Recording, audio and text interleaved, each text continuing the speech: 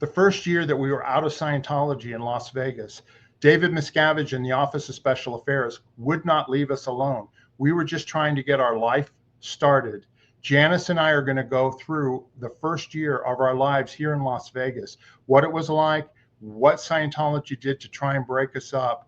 I think you're going to find this video very interesting, and you're going to meet the Scientology private investigator, David Lubow, for the first time. Stay tuned.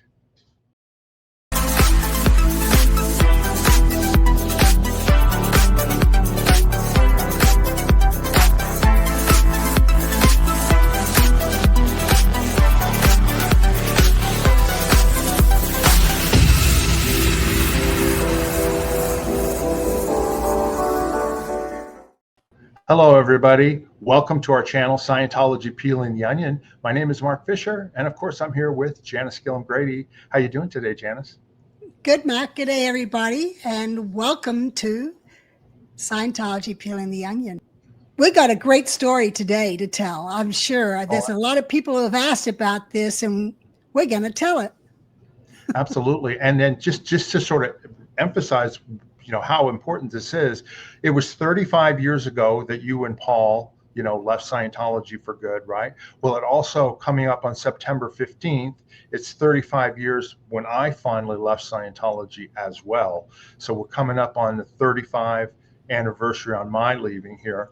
And Right. So we wanted to tell this story about our first year in Las Vegas and how we were trying to get, on with our lives outside of Scientology and the Sea Organization. And then, what David Miscavige and OSA and all these different things wouldn't leave us alone. And a lot of the stuff we didn't know at the time. So we're going to tell you guys that story about what happened that first year. I think people will enjoy it. Yeah, I do too. But I just want to bring some people back to, we'd had the flood at the Gold Base, and Miscavige went psychotic up on the stage in front of everybody, and you were standing next to Paul and I in the back as we're all kind of, and I turned to Paul and I said, I'll take the car. And he said, I'll take the bike. We both knew we're out of there. We're done. And, in our last story, I forgot to mention that somehow I had a feeling I was just leaning towards kind of, I'm not as dedicated because what had gone on. And we told that story earlier. But Paul and I had a banker box full of letters back and forth because we wrote each other for a year before we got married, because he was in Clearwater and I was at the Gold Base. And so, and then it was like, Paul, I think we should get rid of these. And he said, yeah, let's do that. So we shredded a whole banker box of our correspondence back and forth. I wish we hadn't. But anyway, you left the same night Paul and I did, I believe. Right. But you came back. Yeah. And I didn't want to leave. I didn't want to leave my wife. Yeah. Yeah. Well, you came. I think you came back for a beating. And well, no, the beating had happened already. The beating had already happened. Yeah. That's right, because Paul was there for the beating, and so was April, and Mark Headley, wasn't it? Yeah. And Jackson. Anyway, and all that, yeah. But you came back, and when they mentioned that Paul and I had left, that's when you knew you weren't crazy, and you left. That's exactly right. I left that same night because telepathically, Paul and I were thinking the same thing, that Miscavige is a nut. I mean, he was foaming at the mouth like a rabid dog. And I had access to my car. So I literally got in my car and drove off. And then I ended up going to my sister's house, who was a Scientologist public in Los Angeles, because I didn't know where else to go. And I went to sleep. And next thing I know, here's Mike Sutter at the door to wake me up and bring me back. And then when we were in the car, that's when he said, oh, yeah, Paul and Janis Grady left last night too. And that's how I knew. Right. I went, oh, that was a big mistake. Bringing up the car, that just reminded me, I didn't cover it in the last story. Paul and I had that 280CX. And while he was in Clearwater and while I was on the Free Winds, I was letting Annie Broker use my car. And so when I came back, they told Annie, don't give Janis the keys. And so only once I got through whatever they wanted me to get through, and I was now on the project dealing with the kids, Annie gave me back my keys. But at first they took the, what is it, on a car with the accelerator, not the accelerator. Distributor cap or something, The like distributor the cap. battery. Yeah, they took the distributor cap off the car. And when I went to start it after Annie gave me the keys, I was like, what the hell, man? And I went to John Stumkey. Yeah, we took the distributor cap off and I had them put it back on. And that's how I was then able to use it. And I behaved so that when we left, I was behaving and no one would suspect anything. Yeah. But that's what they do to prevent people leaving. If they have a car, they will take the distributor cap off. Yeah. Yeah, they didn't mess with my car. When I was on the decks and I was, going through ethics conditions, that type of thing, I didn't have my keys to my car. But once I was, quote unquote, oh, he's coming around, I got my keys back, Now, later I'd heard they took away, like they didn't take my wallet with all my credit cards or anything like that. If they'd done that, I would have really been in trouble. But they didn't take any of that stuff. So I literally, if I walked into a hotel, I had credit cards that I could use and money I could use. And so, they couldn't prevent me to do that sort of thing. But what I learned from Jackson just a few years ago, and that is when people got credit cards in or bank cards, the security would check all the mail coming in, and they actually wrote down everybody's credit card information and driver's license information. Yeah. So they had all that personal information on people. So when it came time to tracking someone down, they could track them down through credit cards and so forth. Yeah. And which, again, I knew something that might happen. So when I did blow the first time in May, I took cash out of my bank and I paid cash at the hotels I was at because I didn't want them to be able to track me as to where I was. Right. Well, it's funny you say that because I remember when Terry blew, Terry and Fernando escaped like 8 months before I did. Mm-hmm. And when it was found out she was gone, I was contacted and told you need to go down to LA. So I went down to LA with Greg Wilhare, and that's when I was told Terry's gone, and they were like wanting me to help recover her. And that's when I found out that she and Fernando had used a credit card to purchase a Pathfinder. And they found that out checking her credit card. And then they tracked her all the way across America with private investigators. Right. And it was through them using credit cards, or once they knew where she was, then those PIs would just follow them across America. And that's a whole nother story we'll cover one of these days. Absolutely. Because that involves them breaking into Terry and Fernando's Nissan Pathfinder, and surreptitiously, doing all sorts of stuff. And it was really bad, Yeah, but, exactly. We found all this out after we left. We didn't know that at the time. Yeah. Anyway, so let's go back to the start of our part 2, where we ended part 1 with our coming to Las Vegas, and where we still are. Right. 35 years Las later, Vegas. We're still in Vegas. Yeah, that's right. Viva Las Vegas. Yeah, when we first got out, it's kind of like, and we went to Las Vegas. It was a new experience for me. I'm sure it was for you and Paul and whatever. We had a 2-bedroom apartment at the Polo Club. This is the Polo Club here. That's Paul actually with your son, John. But the Polo Club was an apartment complex not far from the Las Vegas Strip. And it was nice. And we got a 2-bedroom apartment with, you and Paul in one bedroom, Terry and Fernando in the other. And then we had a pull-out couch, and I slept in the living room, which was total Sea Org style. I mean, we were used to that sort of thing at the time. So it was not really a big deal for me, for the time. It was just till I could make enough money, and then we could get another place. You know what I mean? Well, and that's all we could afford between the 5 of us anyway. None of us could afford a regular apartment. Right. And what I remember about that time period is that, of course, you were pregnant, right? And and we were starting to work. We're going to cover going to work in the mortgage business. But just in terms of just living, I mean, you basically became a housewife. I mean, you would cook dinner for Paul, and you guys bought, like, I remember you guys bought a used dining room set, like a little kitchen table and chairs, and that was in there. You know what I mean? And it was basically, we went to work and we came home. You cooked dinner, and then we watched maybe a little TV, and you guys did whatever, and then we went to bed, and we just kept doing that sort of thing. And then, of course, we could go out. We could go out in Las Vegas a little bit, which we hadn't done. Like the $6.99 dinner buffet, all you could eat, was pretty amazing. You know what I mean? I remember gaining at least 30 or 40 pounds the first 6 months that I was in Las Vegas, just because all of a sudden we had unlimited, places to eat. It was very inexpensive. Well, I think I beat you on the amount of pounds gained. Yeah. Because I put on 60 pounds from being pregnant, and I think from all those buffets. So, and after giving John, birth to John, I still had packed on some pounds that I had to get off. But yeah, I put on a lot of weight during that pregnancy.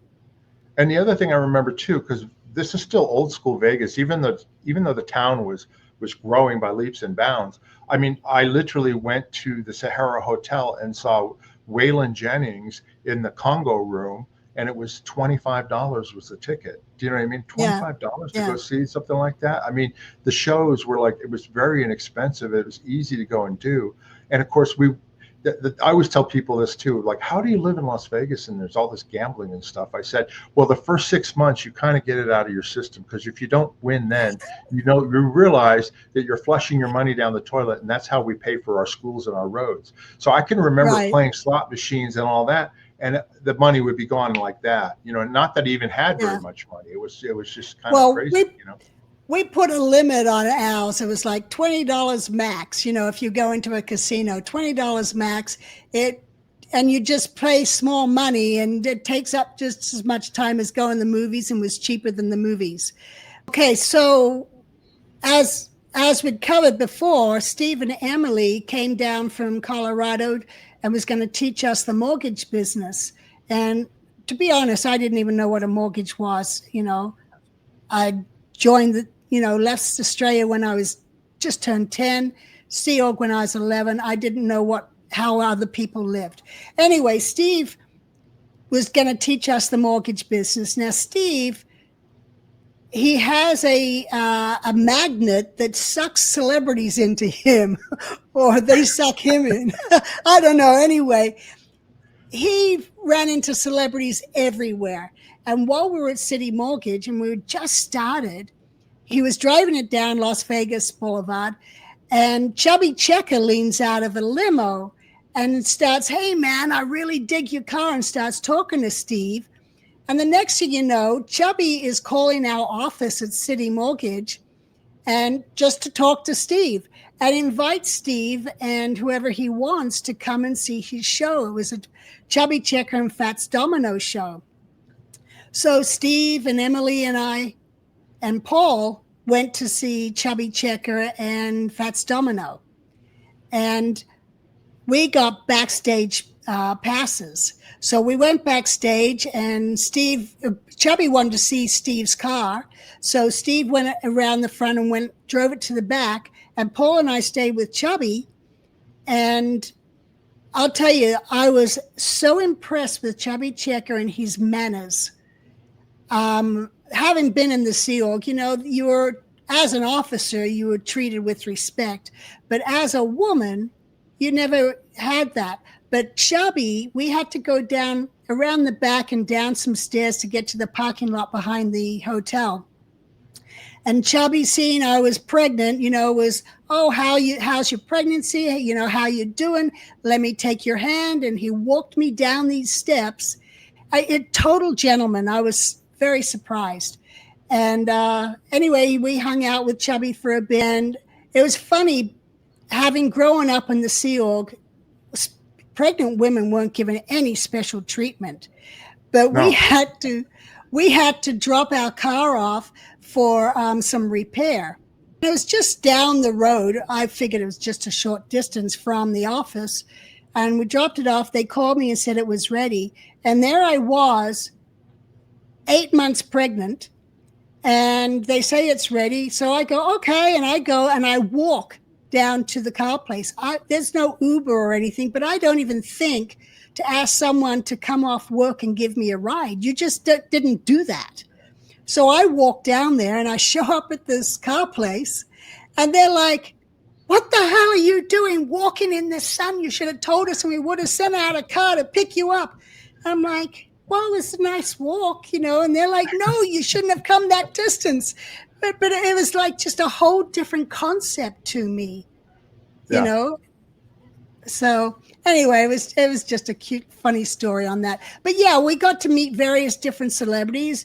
Even in the restaurant, there was a restaurant next to where our office was.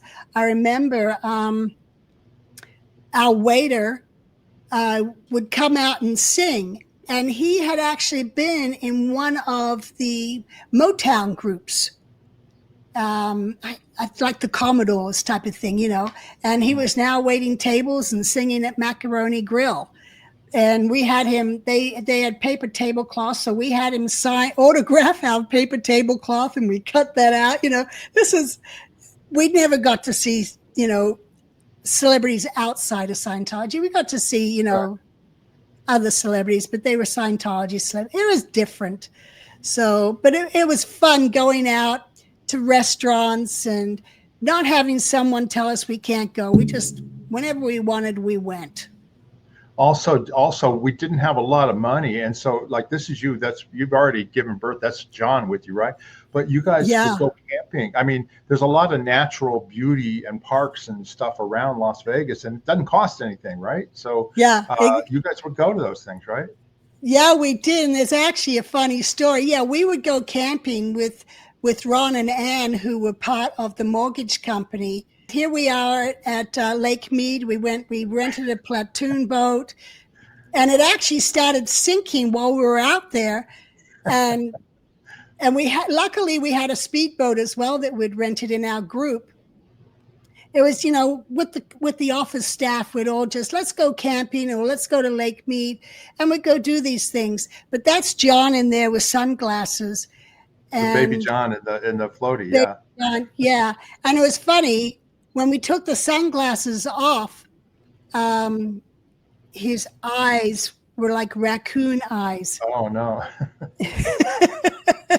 Here's a picture of Terry and Fernando, my dad, me, Paul, and John sitting on his shoulders. Yeah.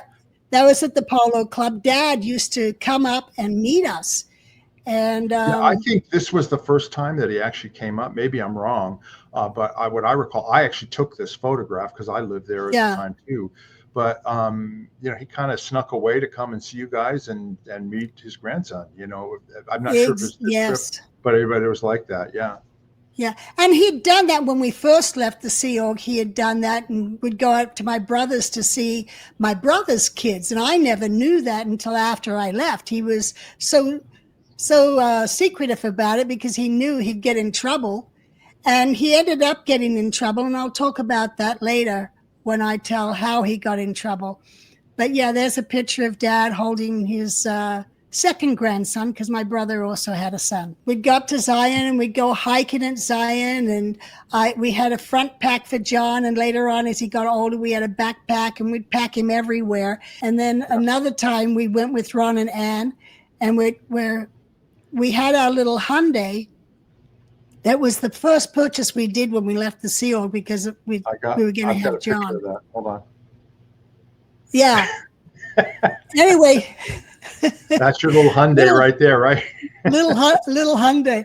You know, there's actually a funny story on that with Paul. Paul was driving and I was in the back with John, and Jean DeChef was in the passenger seat. And Paul and Jean were both about 6'1", 6'2". And we were driving from the Polo Club to City Mortgage, our mortgage company.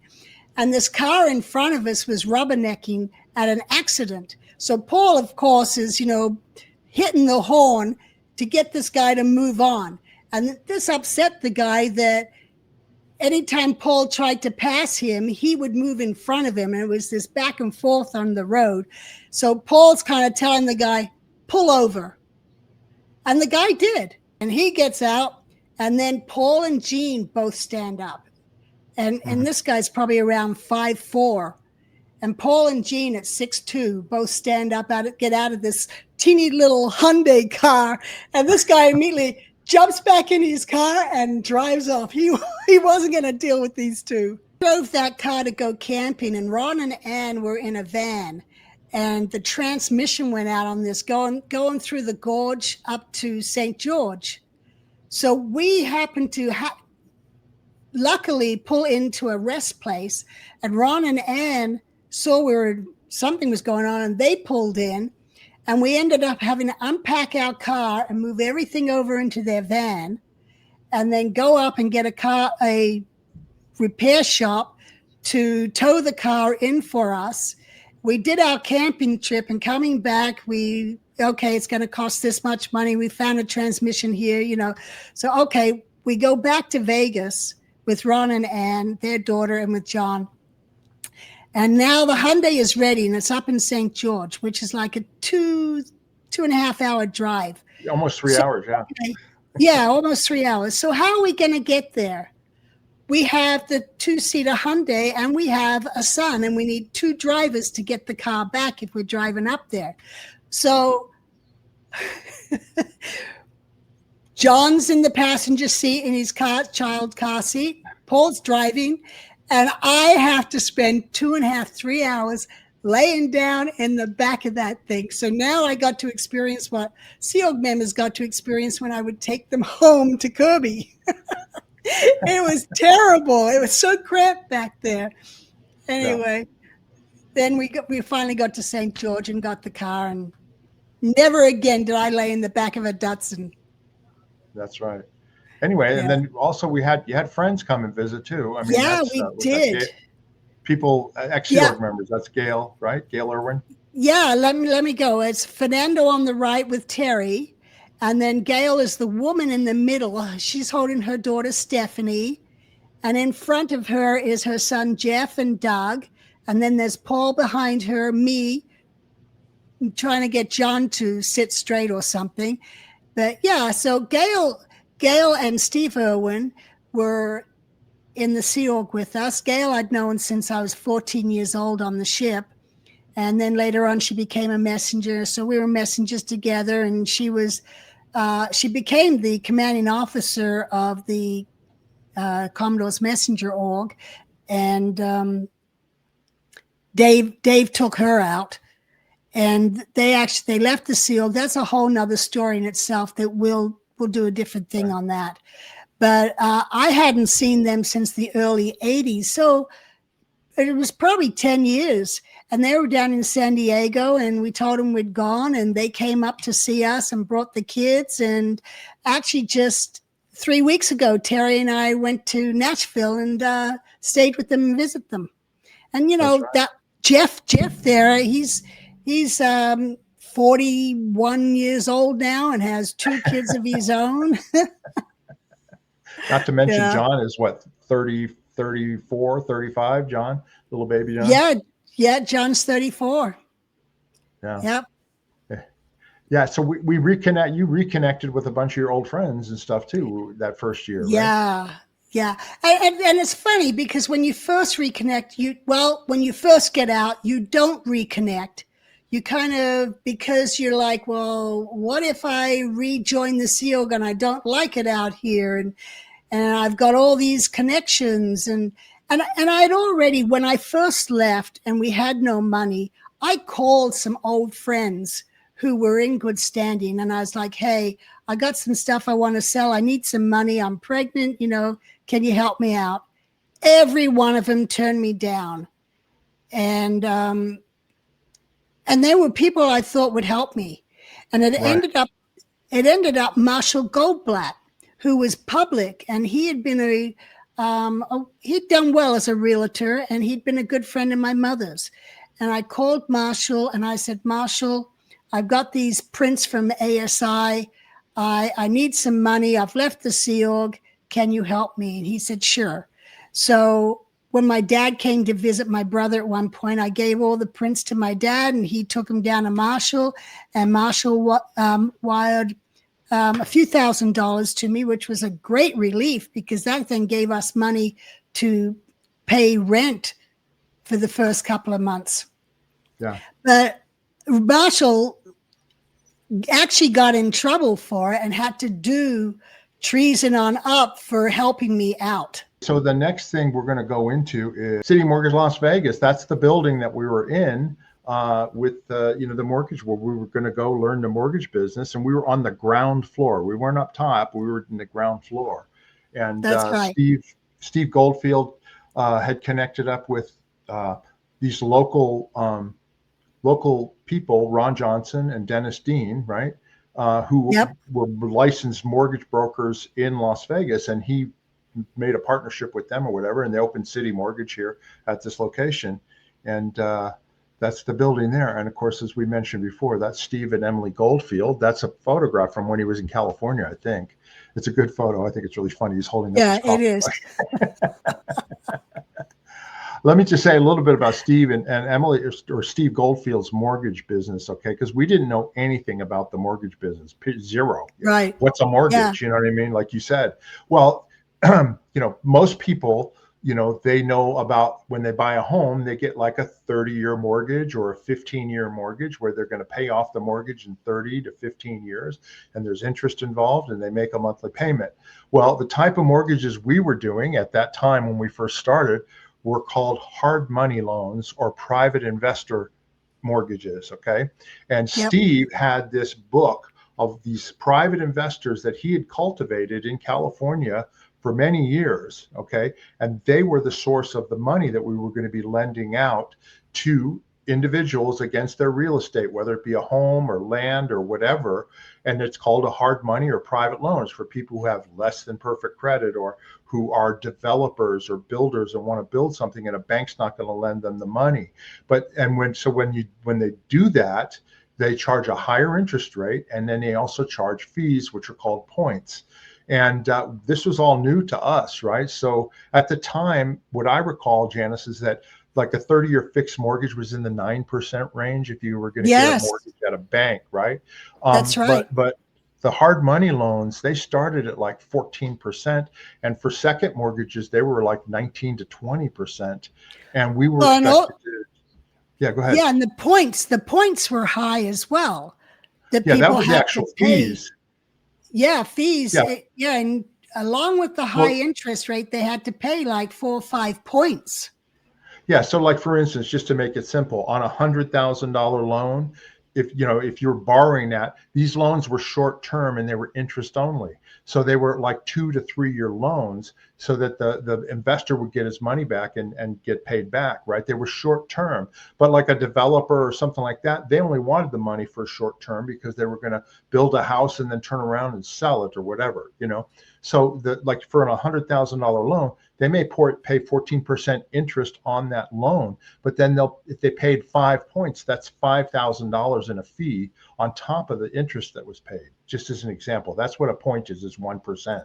Right. So that's just an example of how that worked. So we weren't doing 30 and 15-year mortgages initially. We eventually did, but Steve was the master and he had all these investors and stuff. So, I don't know, but Janis, a little bit about Steve. I mean, like you said, he's such a character, right? And I say that in a great way, right?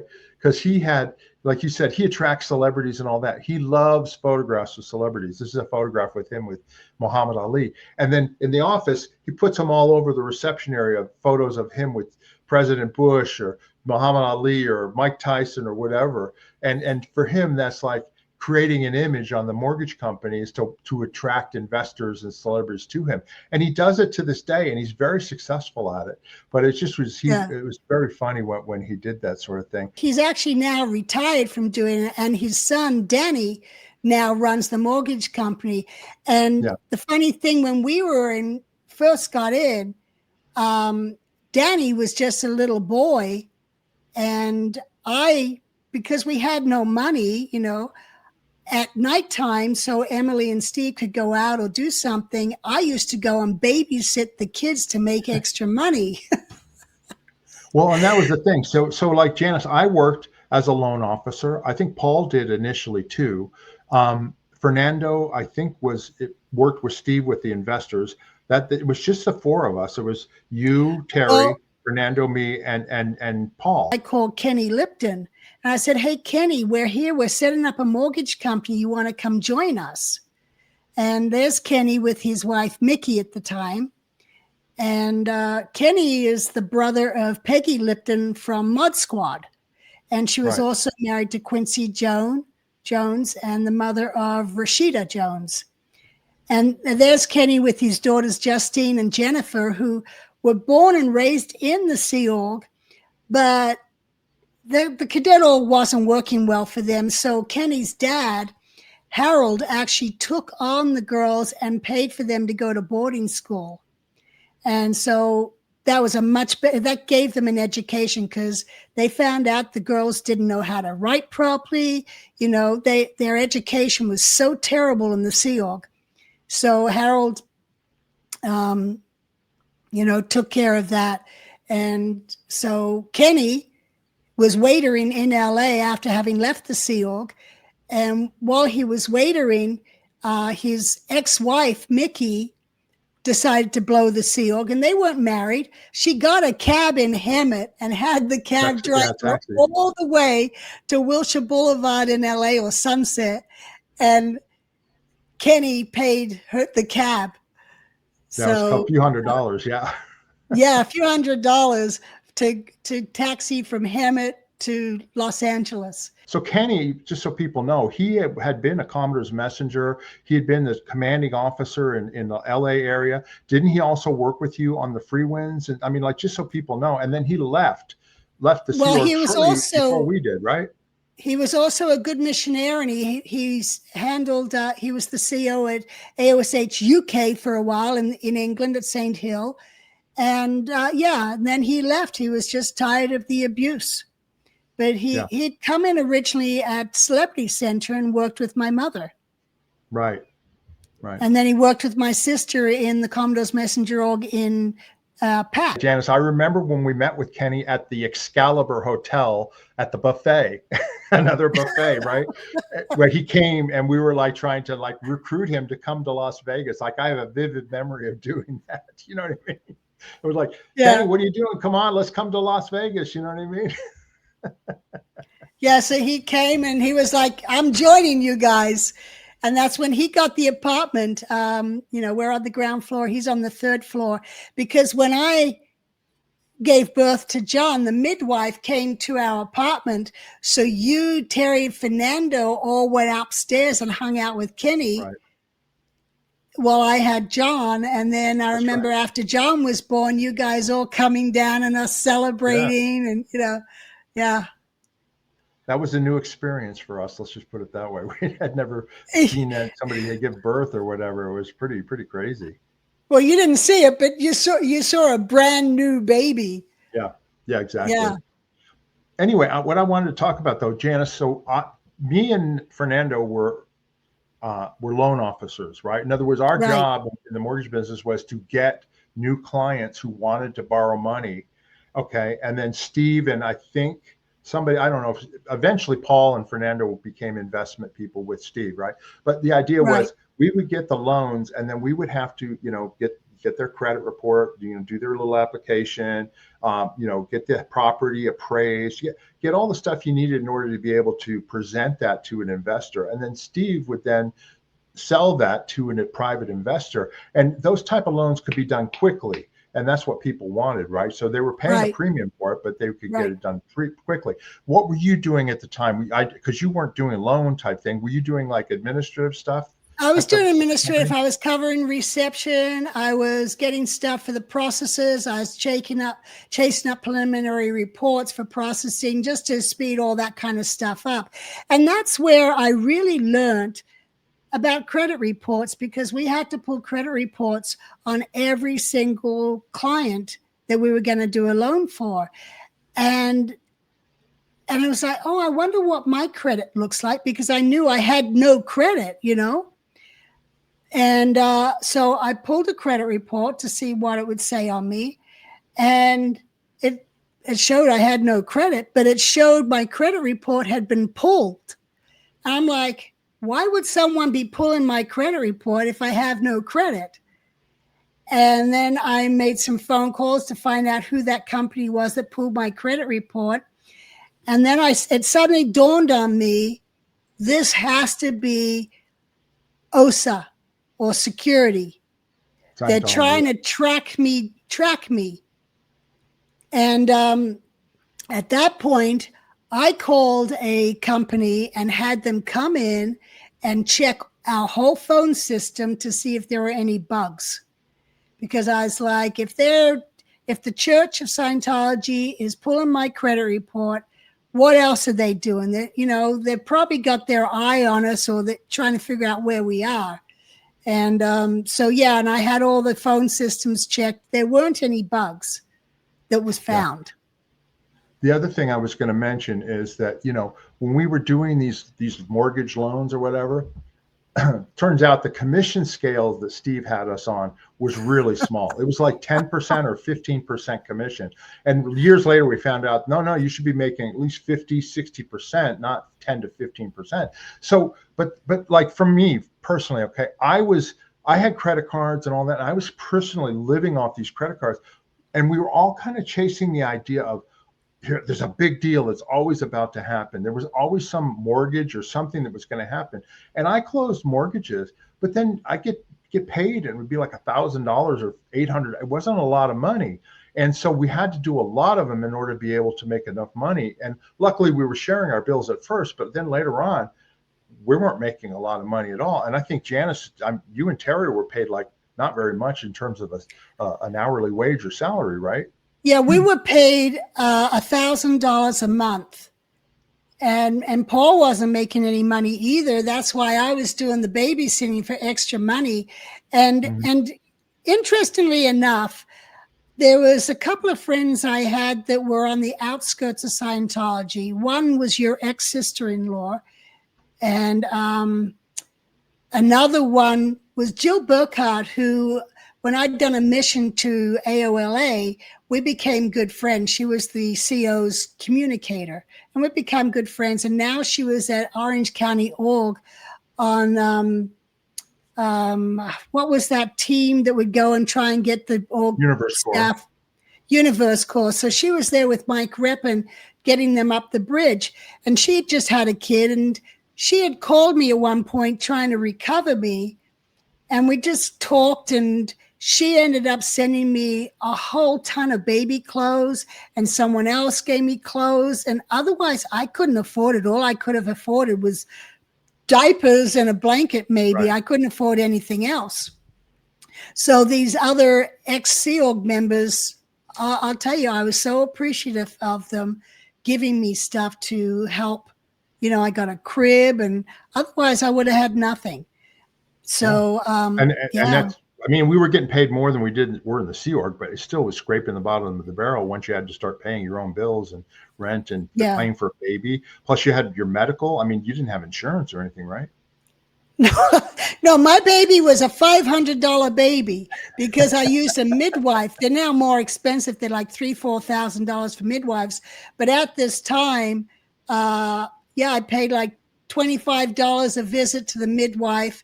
And then I paid her a certain amount of money when the baby was born. And I think the total cost was $500. But you had to pay, though, for the amniocentesis or all. You had doctor visits you had to pay for, right? Yeah, I did. The amniocentesis, that was before we moved to Vegas. But yeah, I had to pay for that. And that was where Marshall's money came in use. I'll bet. Yeah. Anyway, so we were trying to make a living and doing that sort of thing. The other thing I want to mention too, if you remember, we would meet with Steve and Emily at their house, and we were all still Scientologists. You know what I mean? We still wanted to see the church, Miscavige gotten rid of, and Scientology reformed somehow, and all that sort of thing. And I can remember having meetings at Steve's house, talking about, well, what happens, because this was around the Gulf War and stuff. What happens if the world falls apart? Well, we'll all go up to Mount Charleston and we'll meet up there, right? But I remember I even went to go videotape the March 13th event of 1991 off a satellite dish. I found a house, somebody that had a satellite dish, and I paid them to record it for us, and they didn't know what it was, so that we could see what was going on. And I called the Las Vegas org to get the satellite coordinates, and then we were able to videotape and watch that. Do you remember that? Oh yeah, I remember all of us sitting around in our little apartment watching it, and we were so critical of Miscavige and anything he said, and we're like, oh, he's so full of it. Yeah, exactly. Well, let me go ahead and move on to the next thing. Okay, obviously we were drawing attention, like Janis mentioned, your credit report was checked.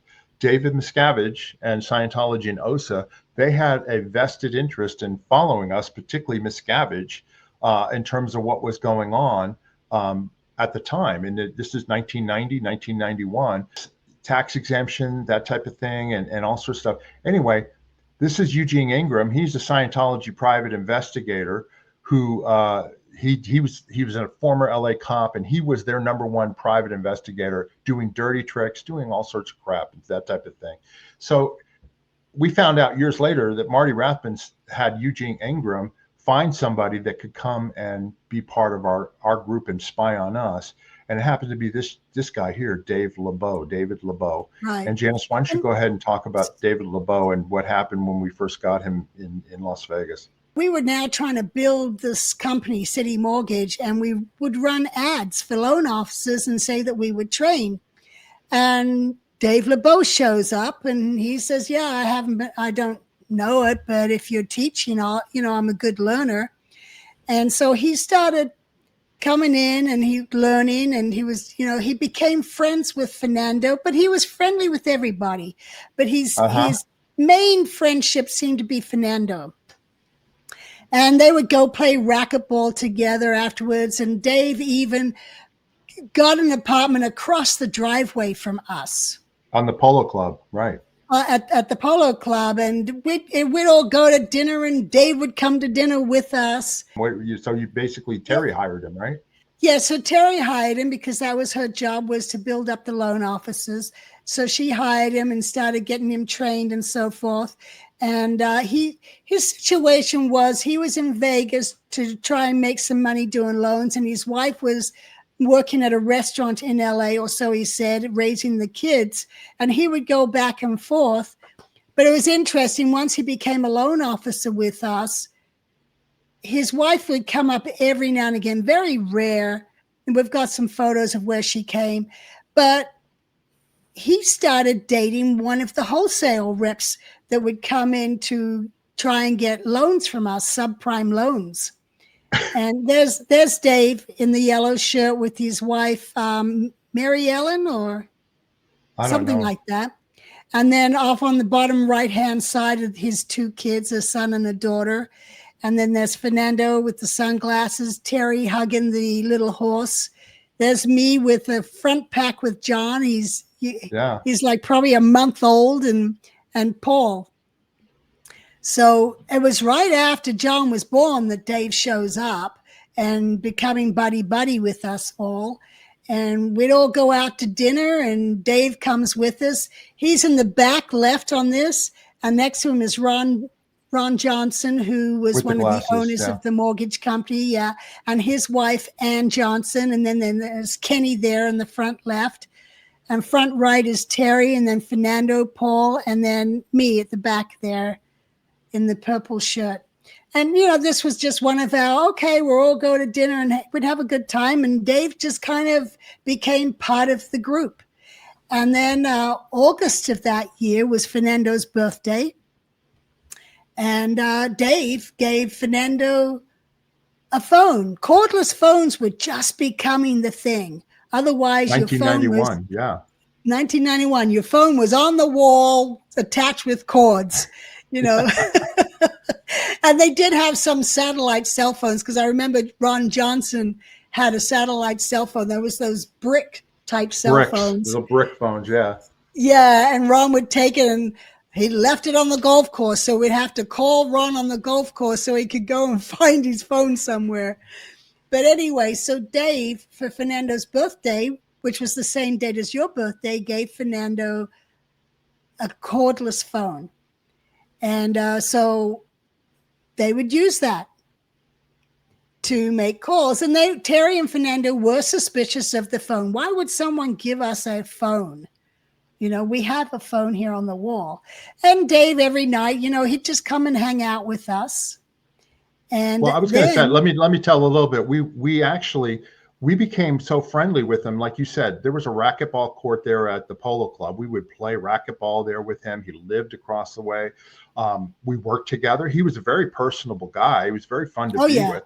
But we also disseminated to him. I remember Paul gave him a Dianetics book and got him, said, you should read this, and started talking to him about Scientology and why were you guys here? And we're very open with him in terms of why we were there and stuff, right? And of course, we didn't know at that time, but he was reporting everything that we were saying and doing to Scientology, and Miscavige was getting these reports on us, right? And so he was very interested in the fact that we weren't complaining about Scientology and Hubbard at the time. We were complaining about David Miscavige. And this is something that Marty Rathbun, when he did the Truth Rundown in 2009, said that when Miscavige was getting these reports and finding out that we were, not upset with Scientology, but with him, he wanted those reports to continue. And so that, they continued to have this guy, follow us and keep track of us, Well, and part of Dave's reports would have been how we would talk or joke about, let's rent a bus and drive down to the Gold Base and just see who wants to come aboard and come and join us, Or drop flyers from an airplane and have a bus drive by to get them, saying to get people out, And that all turned into that we were plotting and planning on how to take over Scientology and get rid of Dave. So we had no reason at that moment. Later we did. To go, okay, this guy is not, part of our team or part, he's just not with us or whatever, you know what I mean? There's me and Fernando and Dave Lubow. I mean, we were not, we were just like, oh, he's a great guy, and we, working and all that sort of thing, right? But then you also notice as well, he wasn't very productive, was he? Did he? I mean, he wasn't. No, he was not. And I'm like, how's he supporting himself if he doesn't close any deals? Well, then what happens is,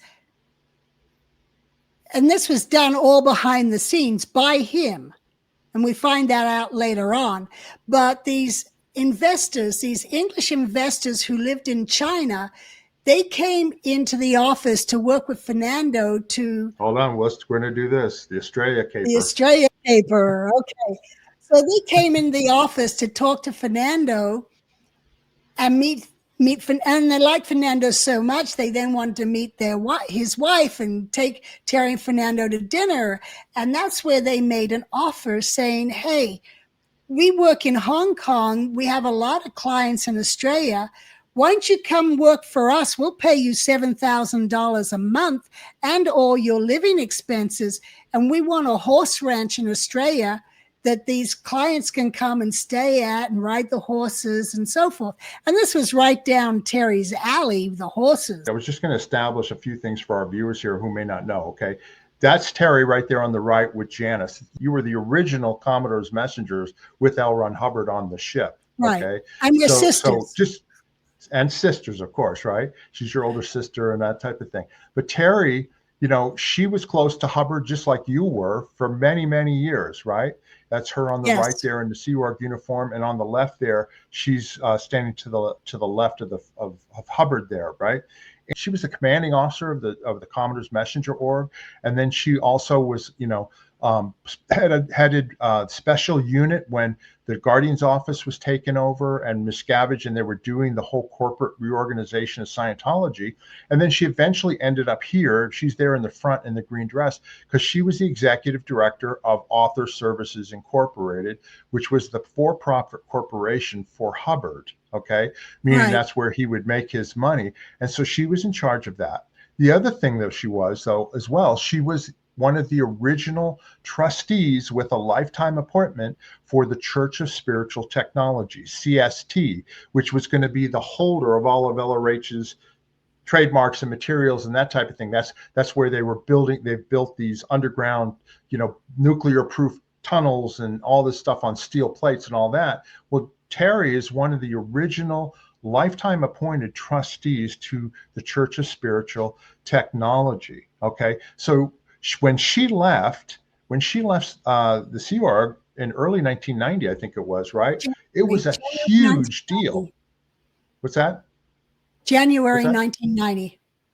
Yeah, it was a huge deal for Miscavige and all that, because they were worried Terry knows everything. I mean, she knows everything about the corporations and the ASI and L. Ron Hubbard and money and this and that and stuff like that. So, Terry just goes to Florida, and then eventually we all end up in Las Vegas, and she just wants to get on with her life along with her husband Fernando, right? So at that same time, of course, Miscavige is trying to get the IRS tax exemption. Okay, they're trying to get tax exemption for Scientology. Also, at that same time in 1990, 1991, the Time magazine article, Scientology Cult of Greed, comes out. Okay, and that's a huge flap for Scientology and Miscavige at the time. And so there was a lot of things going on at the same time while we were just getting started in Las Vegas. And like you said, Terry and Fernando, Terry for sure has been a horsewoman her whole life. That is her biggest passion, is horses. And so Miscavige knew that, right? So then that set up, like we were talking about, the caper for Australia. So go ahead. She even had horses when we were at the Gold Base. And then when she was in LA, she had it moved down, and she'd go riding in Griffith Park and kept the horses there. Anyway, so these investors are offering for Terry to go to Australia. And Terry's like, well, I've got my sister and her husband, and they've got a baby. Can they come with us? No, they cannot come with you. We can only take on you two. They need to stay back. But Terry did try to get us involved because she was being offered $7,000. And here we were still a month penny pinching. Yeah. I was buying maternity clothes from a thrift store, Yeah. So anyway, these guys wined and dined Terry and got them to agree. So off they go to Australia. Hold on, I got a map here. Yeah, so off they go to Australia because that's where Terry and I are from. So Terry Where in Australia did they go? They went down to Melbourne at the bottom on the right. The very bottom is Melbourne, right? Yes, yeah. So they went down there and they ended up with a ranch outside of the city. And they didn't really have many guests come. That was all just a fake. So they just lived it up, riding horses, meeting all the horse community. Terry's favorite movie was Man from Snowy River, because snowy mountains and the Snowy River were right in the area where Terry ended up with the ranch. But this horse was the horse that was in the Man from Snowy River. And when she met the guy who trained the horses and rode the horse, that was like, oh my God, this is fantastic. And she would go riding, her and Fernando would go riding with, groups of people, and they just had a great time. But, Terry did say she suspected Dave. It was too good to be true. So she expected Dave must be behind it, Miscavige. And she said, oh, we'd get the house. And I'd go in. I'd go, thank you, Dave, as if the place was bugged. She suspected it. Yeah. And years later, I mean, I don't know when she found out or whatever, but Marty Rathbun again and Mike Rinder, when they did the Truth Rundown series in 2009, they said, oh yeah, that was all set up by Scientology. They wanted Terry. That's why you couldn't go. They wanted Terry out of the country because they were doing the IRS negotiations, and they were concerned that Terry would testify or be contacted by the IRS. And like, she knew a lot of stuff, right? And she had actually been approached, I think, by different reporters and stuff when that Time magazine article came out, and she had no interest. This is when she was at City Mortgage with us in Las Vegas. She had no interest in talking to them, but Miscavige's thing was get her out of the country and spare no expense, because obviously they spent hundreds of thousands of dollars to, pay Terry. They were being paid a lot of money for like 2-3 years down in Australia, and then rent this place and do this whole scam, right? Yeah. Well, she suspects that these Hong Kong investor idea came together because once they got that cordless cell phone. Terry used it to try and get a hold of David Mayo. And she was calling around trying to find David and get a hold of him. So that probably triggered something off there. Yeah, and the whole idea, though, also there was a second get Terry out of the country, number one, but also Miscavige wanted to break us up. Like we were establishing a mortgage company. We were recruiting Kenny Lipton. We were trying to get other people, Gene and Cheryl Defjiff. I don't know if they came around that time, but they came shortly thereafter. And we were getting all these former Sea Org members and all that in Las Vegas. And this is before the days of the internet or cell phones. So it was like right. how Janis would reach out to these people, and we were building this thing, and Miscavige was concerned about us being there. He wanted one of Scientology and OSA's thing is break up groups like that. They don't want them to continue. So we had this con going on. There were some other cons going on that have to do with that was involved with me. There were people that were sent into us all the time trying to get us involved with some kind of big commercial deal, or buy a golf course, or do a this or do a that. And of course we were wide, at least I was, and some of that we were wide-eyed. We were trying to make money. Oh yeah, we can make a lot of money with this stuff. Dave Lubow and Scientology was behind a lot of this stuff. There was an architect that was sent in, a guy named Dan Richardson, who I got connected up with, and he had all these big deals, and he talked with Ron Johnson and Dennis Dean and me and Steve Goldfield, and we try and put these things together, and nothing would ever come of them. And to the point where one of the biggest ones that happened was he set us up to meet with this Japanese investor in Hawaii. And Steve Goldfield and I went to Hawaii to meet with this Japanese investor. Now, Dan Richardson said he would pay for the trip and he was going to go with us, right? So the day that we were supposed to go to the trip, he goes, "Oh, I'm sick. I can't go. Mark, can you put it on your American Express card," right? In other words, American Express was a charge card. It wasn't a credit card. Like I could charge something on it, but it had to be paid back. And it was like a little over $8,000 for the trip. And so me being Mr. Naive and being, thinking, oh yeah, there's no problem, and he's going to pay me back, that type of thing. I paid for the trip on my credit card. And so Steve and I go with this other Japanese gentleman from here, and we go to Hawaii to meet with this guy. And we're there for 3 or 4 days, meeting with this guy and eating and hanging out with him and all that. And nothing ever came of it. We come back to Las Vegas, and I go, Dan, hey, you got the money to pay me for the card? And, oh no, I don't have the money. And he couldn't do it. And basically he stuck me with the bill. Okay, $8,500. It was a lot of money. Okay, and I didn't have the money at the time, so he stuck me with that bill. Okay, and then between that and living off my credit cards and that type of thing, I was going bankrupt. I didn't have enough money in order to be able to do things and that type of thing. So, all these things were meant to kind of destroy us and break us up. And, Steve Goldfield didn't have anything to do with it. He just was along with me. And there he is, Steve, at the time. But that, we were doing that thing.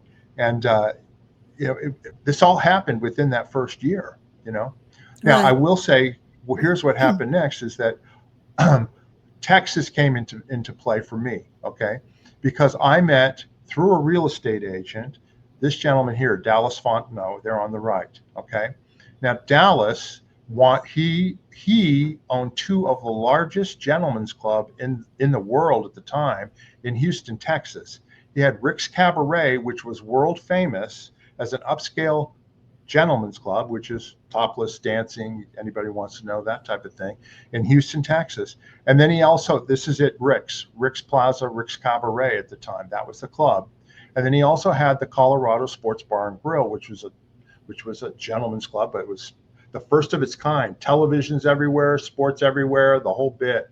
And so he had these 2 clubs down there in Texas, and he wanted to open a club in Las Vegas. So I met him through a real estate agent. And so we hit it off, and I was trying to arrange financing and find a location with him and that type of thing. And I spent 2 or 3 months, working with that on him. And then I actually flew down to Houston, Texas, and met with him. And he liked me immediately because, I'm a straightforward guy, and in the type of business that he's been in for years, he's always very cautious about who he does business with. he became one of my best friends until the day he died in 2021 from COVID. We talked almost on a daily or weekly basis. Okay. And so I got connected up with him at that time. And this is towards the end of the summer of 1991. Okay. I was making no money, like literally, I was closing deals, but making very little money. And I had huge bills, and I just got stuck with this $8,000 bill. And what happens? Okay. We had a processor, a loan processor, right, who processed these loans, right? And I'll never forget this. And I had a loan that needed to close so I would have enough money to pay my rent, because otherwise I was going to be evicted. Well, sure enough, there was a problem with the loan. It happens in the mortgage business, but this was new to me. So I got rather upset with this processor because I felt it was his fault as to why this happened. And I raised my voice to him. And this is not something you do in the Sea Organization, in Scientology, but you don't do this in the real world, right? So I raised my voice to him and was really upset with him. And I got fired. I got fired from City Mortgage. Ron Johnson pulled me aside. He said, told Terry, he's out of here. He's got to leave. He cannot treat employees like that. So I got fired from City Mortgage. This was like, the first week of September of that year. And I was out, and you guys couldn't really do anything because what are you going to do? You don't own the company or anything like that. And I had no money. And I was sitting upstairs in my apartment going like, I'm going to be homeless here in about 5 days because I have to pay my rent. You know what I mean? Or they're going to evict me. And I'm going like, I don't have any money to do this, and I have no job. What am I going to do? Okay. So Dallas called me on the phone and I had to tell him, I said, Dallas, I'm really sorry. I lost my job. I'm not going to be able to help you anymore. With trying to find a place here in Las Vegas and all that. And he said, pack your shit up, get in your car, and drive down here to Houston because you're going to come work for me. Okay. And you can stay at my house with me and my wife, and until you get on your feet, and we'll get going. And I'm going to put you in charge of marketing and promotion for my clubs. So just do that, right? And so I did. I literally was like, hey, yeah, I'm going to get paid, and I'm going to go down to Texas, and I don't know what else to do. So Dallas and I ended up driving my car with just a few things in my car all the way down to Texas. I stored some of it in Las Vegas. And I had a job down in Texas and moved in with him. And I stayed down there for a couple of years. And that's going to be the next video that we're going to go into in terms of my time in Texas. But he basically saved my life at the time. You know how people step up. He stepped up and saved me. Right. And I'll get more into that in the next video that I do about my time in Houston, Texas, because it really was interesting and it was a lot of fun. But right. I was tight with him all the way through. He died of COVID in 2021, and I'm still friends with his family and his kids and stuff like that. But he really stepped up when I really needed it. So anyway, I wanted to mention that. So Miscavige, basically, he got Terry and Fernando to Australia. I'm down in Texas. Steve and Emily decided to go back to California. And they were going to go back and set things up and we would follow. But then Terry ends up going and you end up going and Paul and I are left there. And then it's like, but Paul and I are like, what do we do? It's and just then you Dennis, and Kenny, and that was it, right? Well, yeah. And then Dennis was like, he didn't like having the liability. So he wanted to shut the company down. And so I remember sitting with Dennis and Ron and Ann at Dennis's place. We were all just sitting around in the backyard. And Paul and I tell Dennis our history. And we're like, if you shut this company down, we have nothing. How about, we have nowhere to go. We don't have a resume or anything. And we would just laid everything out for him. And so that's when Dennis was like, okay, I'll stay, but figure out how you can buy the company from me. So that's when one of Paul's investors, Jack Wildspitz, who used to work in title, he came forward. He said, I'll help you guys out. I will become your partner. I'll buy Dennis out. So that's going to be on a future video. But we left. I mean, literally, I left. Terry and Fernando left, and it was just you and Paul and Kenny, and that was it. You know, and like you Yeah. said, Steve Goldfield was gone, and this was all within a year because I left September 5th. I left the same day that I left the Sea Org. September 15th, 1990 is when I left the Sea Org. September 15th, 1991 was the day I drove down to Houston, Texas from here. So it was all within a year that this stuff happened. And Miscavige achieved one of his goals, which was breaking us up at the time. Now, it didn't last, but he did do that. You know, they wanted us separated, you know. Yep. And here we were, Paul and I still had the same 2-bedroom apartment. You'd moved out. Terry and Fernando moved out. We had a baby, you know, and it's like, all right, we got to pull up our socks and make this happen and keep this company going, which we did. Yeah, I never heard that you actually told Dennis. And did you actually tell him about your whole history in Scientology and all that sort of stuff? Yeah, we told him the whole thing. He was the first person we told our history to, he and Ron. Yeah. It's pretty amazing because I did the same thing to Dallas. You know what I mean? I did the same thing to Dallas before I ever went down there to work for him. Do you know what I mean? Because we just hit it off. I mean, we literally became really close. We liked the same things. He liked the way I worked. You know what I mean? Because I was very getting things done and statistics, and he was very statistic oriented and all that. And so we trusted each other. And he goes, I knew I could trust you from the day I met you. You know what I mean? And then I told him about my history and all that. It's pretty amazing. Some of these people will step up when you tell them what you've been through, and they will accept you as to how you are. Do you know what I mean? Yes. And not judge you thinking, oh, you're a kook, you know? Well, they already knew we were kooks. But telling them our history kind of explains why we're so naive on certain things, but more intelligent on other things. You know, it kind of explained things to Dennis and Ron when we told them our history. Yeah, exactly. And Dave Lubow was still around then too. I mean, just so people know, Dave Lubow worked for Gene Ingram, the private investigator. He was a mechanic at his ATV repair shop. That's how he found him. He goes, I need somebody that can go to Las Vegas and basically spy on these people. And Dave Lubow, he was going to be paid. He was all paid by Scientology. You know, that's how he got involved with it. And then all these other capers and stuff were all passed, you know, all involved with OSA and that type of thing. I always say to people, I would love to see our OSA files, Janis, our OSA files, because Scientology keeps files on everything and they don't get rid of them.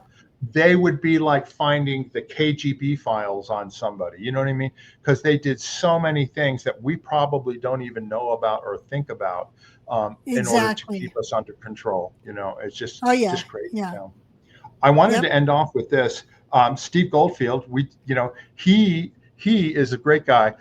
One of his passions is, you know, Ferraris and sports and Lamborghinis and sports clubs. And he does like these coffees and cars in the Malibu area and that type of thing. And that's Steve right there. Plus he did those gumball rallies and all that.